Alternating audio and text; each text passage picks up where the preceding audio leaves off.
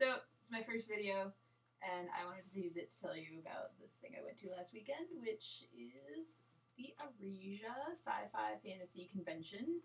It's been around for about 30 years down in Boston, so it's only like 3 hours from where I live, and I'd never heard of it until last year when my friend Martha Hull of Cute and Deadly Art, had heard about it from her friend Ariana, who lives down in that area, and we decided to try out applying for the dealer's room. Of course, we didn't know until this year that there was an art show as well. But anyway, there was a dealer's room application, and we applied, and it all seemed very exciting, and we didn't get in. So we kind of put that on the shelf and went, oh well. And even though I had registered for the show, I didn't really put it on my radar as something to go to. I didn't really look into it. And then this year comes along, and Martha nudged me again. She's like, hey, let's try this out again. I'm like, why not? January is usually a pretty quiet time for me. It's usually a time I'm here at the desk enjoying like the brief bit of winter light that we get. But well, it's worth trying to try a new show. And so we both applied, and I like Martha's idea of go big or go home. So we both applied for big booths, 10 by 10. And we both got them. And so then we went, oh, it's real. We're going to go do this thing. So we made plans to do the thing. And it was kind of feeling a little last minute, but it all came together really nicely thanks to her lovely friend Ariana. Hello, Ariana. You're the best. And basically, Ariana helped us find amazing parking and secured a hotel room that the three of us shared. So that was awesome. And even hosted us for the night before the show and the night after the show. And that was so wonderful. Cannot begin to describe how nice it was knowing that that was just taken care of. So again, thank you, Ariana, and thank you, Martha. So this show, I didn't really know what to expect. I knew there were going to be a lot of fellow nerds, but I don't always consider myself a very deep nerd, so I didn't know what was going to happen. There wasn't very much online that I found about the show either, so it was like, okay, well, maybe it's just been going on for so long that they don't really need to advertise. That's interesting. I'm game. And so Martha and I basically loaded up our stuff. We, of course, the night before we're talking about like redoing our entire price structure tiers because she's always finding good articles about the psychology of pricing and things like that. So there's all this last minute stuff that happens before a show, lots of late nights, lots of lack of sleep on my end. I still managed to draw a little bit, which was really nice. I'll insert a photo of one of those drawings if I can, or I'll at least link to it. And then I also knew that one of the artists I follow, because she does the Month of Fear and the Month of Love, Christina Carroll, her art's pictured here on the front, she was going to be guest artist of honor. And then one of the authors that they had, Cadwell Turnbull, whose book I'd read, The Lesson, thanks to my job at the bookstore, I get fun perks like that, that he was going to be there as the guest author. I never did cross paths with him, or the guest fan of honor, Arthur Chu, who sounded amazing. Both of them had writing in here that was great. And Christina had amazing artwork. I think you can see some of it. I will try to link to her. I got to meet her briefly at the end of the art reception, and it was wonderful. I'm going to ramble a lot in this video. Anyway, so we got to the show. The trip down to Boston was eventful. Yeah, let's start with that, actually, before we even get to Vermont. So that morning was a delightful snowstorm, and I live on a very steep hill, and my road didn't get plowed until probably about 11 in the morning. So our plans of leaving early that day were kind of scuttled. Martha has a gigantic cargo van. I was able to load up my car with 95% of my things, drive down, we loaded up the van, it was great, and then I was like, I'm just going to go back up the hill and just fit those last few things in my car, it'll be fine.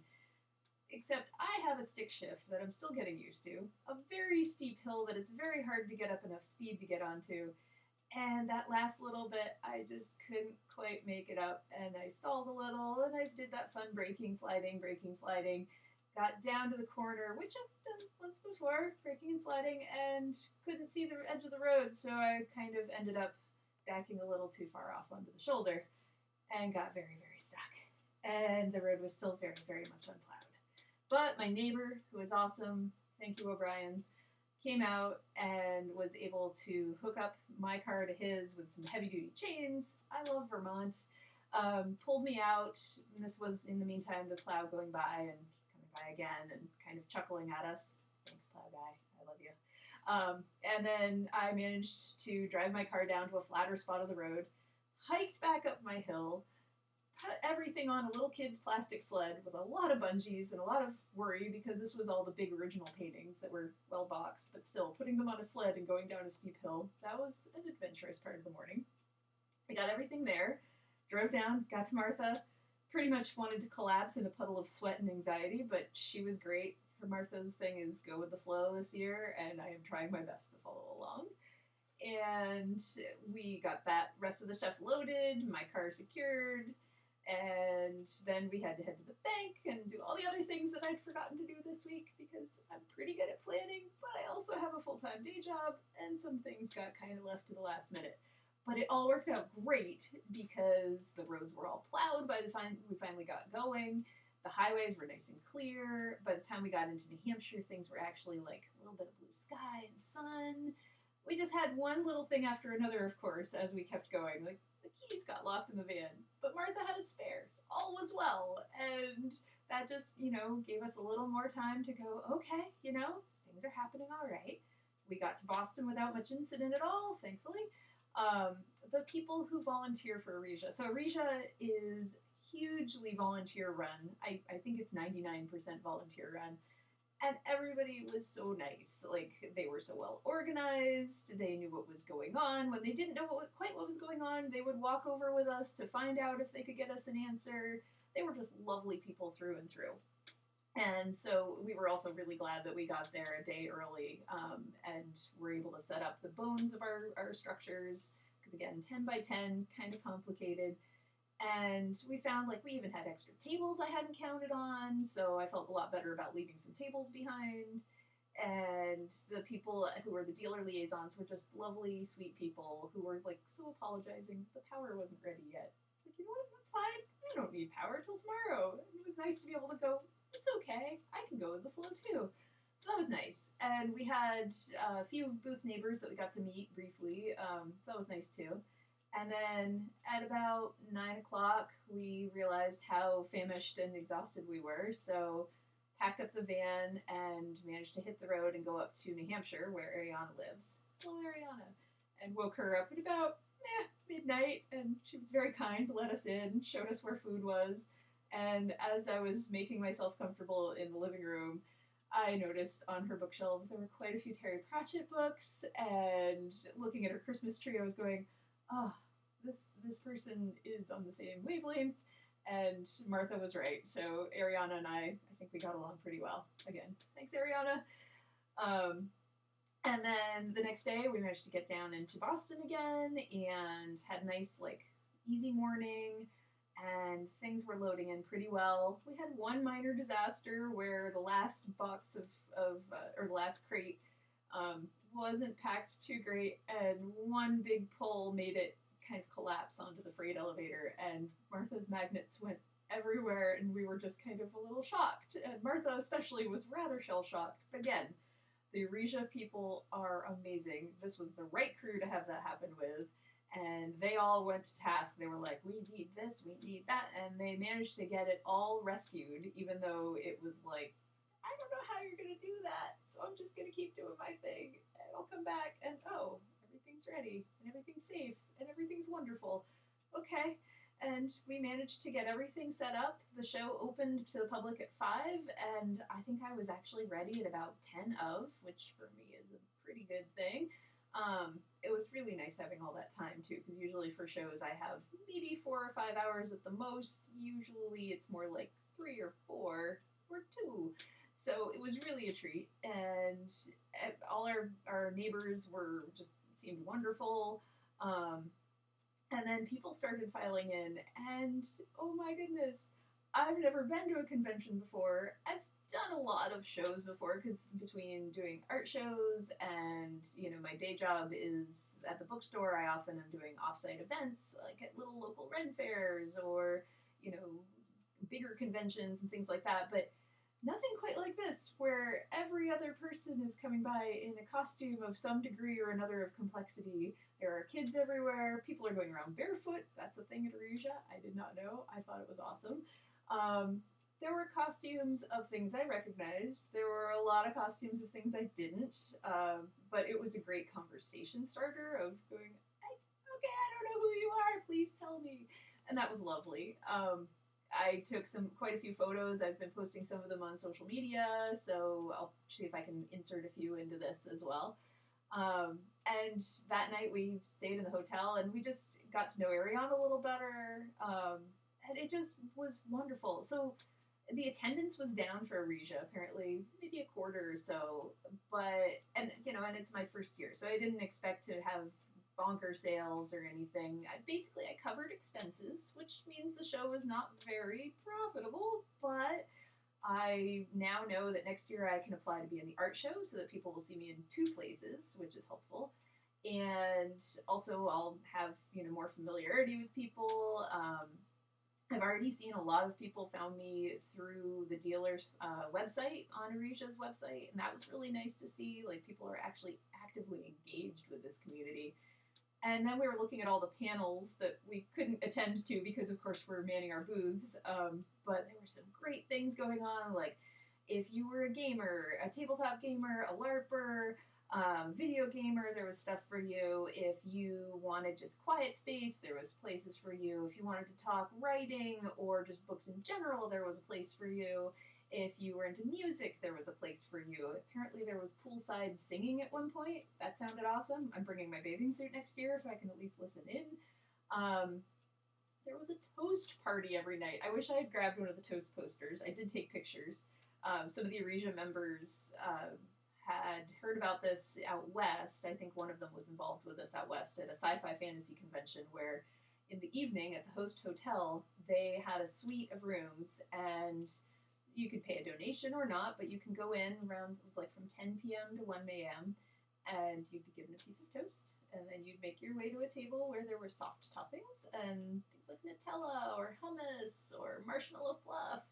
And then you could go to the crunchy toppings. There might be black pepper or Captain Crunch or you name it. It was probably there. And you could make a very strange combination. They had a few like suggested combinations which sounded crazy and awesome. Martha ended up with Nutella, with Captain Crunch, with rainbow sprinkles, with black pepper, and she said she's a diehard convert to black pepper on sweet things. So that's cool. I kind of went really simple with mine and wish I'd gone a little more exciting, but I didn't know. And then you go into the next room and you chat about your toast or other toast related things or just, the con in general, and it's really fun. And you can go back up to 3 times, so that's pretty nice too. So the toast must flow and things like that. Those posters kept us highly entertained. There was also a duck hunt going on, and so if you found little rubber ducks, you could return them to the front desk of Arisia and get a little prize or choose to keep your duck. So Martha scored on that end. And there were just all sorts of things. Like it was a very, very family-friendly event. Even though there were panels that were about like some heavy-duty relationship stuff, they had, I think they called it fast track, like kids events, and like kids could be given special privileges if they were, say, a tween. They could be given a badge that allowed them access to some of the other panels, but also they could go hang out with kids and, more their age or younger if they wanted, which is really nice because when you're that age, you might want to be a kid at some point and you might want to be a little more adult at another. And I think that's really nice that they have that flexibility. Because I think most of the events I've usually gone to tend to be just adults, and it was really fun seeing it really, like, hey, let's nurture our next generation of Arisia people. And there definitely were a lot of families there where you could tell, like, yeah, you're an old nerd, and then you're a not-so-old nerd, and then there's a little baby nerd. That was just great, because I'm part of that. What else? So I met some awesome people and got newsletter signups. Hello, newsletter people. That was lovely to meet you.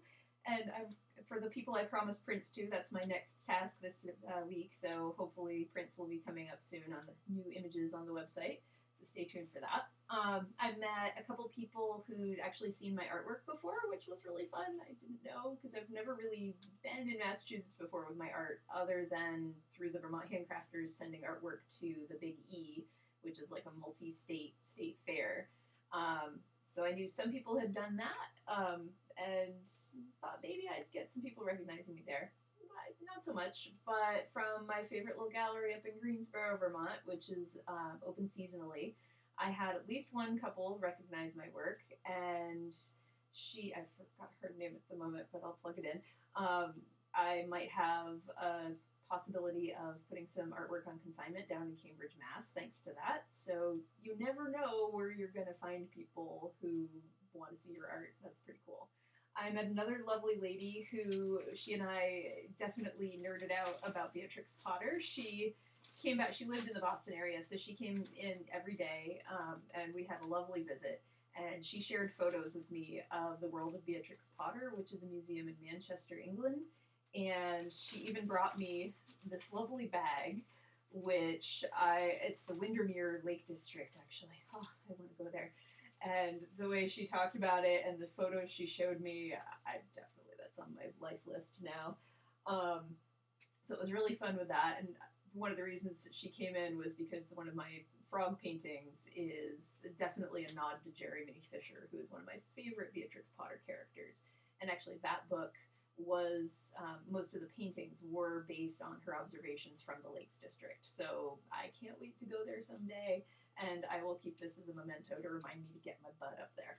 I also met some lovely folks.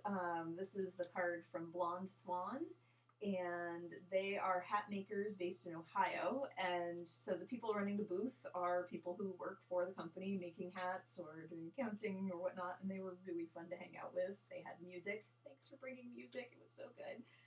And they were just really great, covering each other for bathroom breaks and things. It's a lovely way to make friends with your booth neighbors.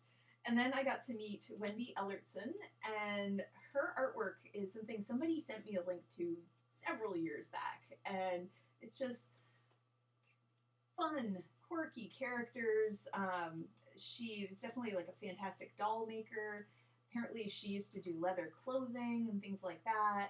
And we had lovely visits, and that was really fun. I also found since that I have a Facebook acquaintance, and she is a mutual Facebook acquaintance, so I might be reaching out to her.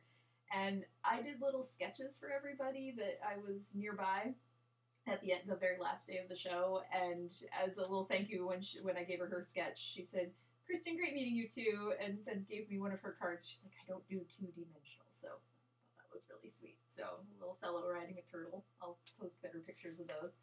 I met all sorts of crazy people that were lovely. I mean crazy in the best way.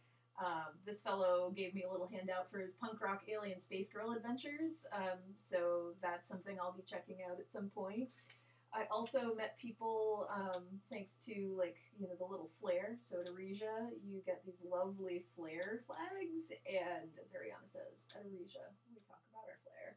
So I got a dealer flare, that was good. I didn't know about it the first day, so I almost didn't get into the dealer room in time to set up my stuff, but fortunately the liaison was like, "Oh yeah, I know her, she's cool." And I got a My First Arisia badge, which was really fun, because when people would ask, if I'd been there before, or ask, "Why aren't you in the art show?" I'd be like, "My first Arisia. I'm still learning, but I'm having a lovely time." They're really big on the personal pronouns. You could even get a badge that said "No pronouns, just use my name," which I thought was cool. And yeah, there were just so many variations, and it was such a wonderful, supportive place. You could see people just letting themselves be themselves, which is just magical. I got a Wakanda Forever, which was fun, because that movie was awesome, and I also got Rebel Scum, because why not? There were a lot of other flare badges. I saw people with them trailing down a good, 3-4 feet, so next year I might get some more, but I'll probably be starting fresh. There were even people that you could use your fan name or your character name. I just went straight up, boring, but maybe next year I'll change it up a little. I also got some great ideas. I had one person who asked, and seeing my Owl on the Root piece, if I was doing any dragons that had that sort of characteristic with earthy elements. And I went, I certainly would be up for that. So this is just one quick little sketch so far of a sort of wood dragon. So I definitely will be going out and looking at my trees because there's a tree in the front yard over there that has some really cool bark textures, and I definitely want to work with that and get that kind of dragon earth element hybrid going. And maybe some more air elements too, we'll see. And then, I spent only a little bit of time sketching and tried to sketch so that I could see and greet people because I don't want to just do this. And so that was fun. The last day was a little slow, so I got some good drawing time in, but was still engaged with people. So there were a lot of intangibles, as Martha put it, that we got out of this show, which I think is going to be really fun to look over in the next few months. But we were so excited to be there. It was like, all right, so I didn't make much money, but you know what? I actually had kind of a vacation in a way because it felt so fun being there. The sightseeing in terms of costumes. We didn't leave the hotel for like 4 days. But the sightseeing, meeting people, nerding out about stuff. I fell in love with, there was one cosplayer who was cosplaying Gideon the Ninth, which is a book I absolutely adore. I highly recommend that you read it, especially since the sequel's coming out this spring. There's the bookseller in me. It's Gideon the Ninth is like a locked room murder mystery set in this weird world where every planet has a necromantic ruling body on it, and the necromancers have to send in their head people. I'm not going to describe it very well. I'll do that later. But it was fabulous. And so I saw one cosplayer who I completely fangirled over, and I was wearing my Gideon the Ninth pin, which I don't have on me at the moment. But I got to go completely nerdy with a couple people who visited my booth and tell them that, yes, I'd read the sequel already because I'm a bookseller and you get those perks. And I got them all excited, and it was so fun. So that was really adorable to be able to be like in on a fan thing as it was just starting. So I feel like that's a feather in my cap. So yeah, and before the show also I placed an order for stickers. I'm just going to give a quick flash of those, but I found out at the last minute, like, yeah, you're not allowed to bring stickers for the dealer's room because of hotel rules, and completely understandable. So I just want to show you, though, like, the sticker company I use is Stickerfied down in, I believe, South Carolina, and they surprised me with some gigantic stickers. This is a sticker. It's so big. So thanks to you guys, Ryan at Stickerfied. I can't wait to figure out what to do with those. They might be little giveaways or something for right now. Anyway, that'll be in the works. And yeah, so I think that's it for my Arisia update. There will probably be more little ideas later. We've already registered for next year. I think I said that. And so I'm going one way or another, as I put it, and Martha is too. So we will maybe share a booth or do smaller booths or something. That's to be decided. We've got time. And all in all, it was great. I made new friends, made new contacts, and can't wait to go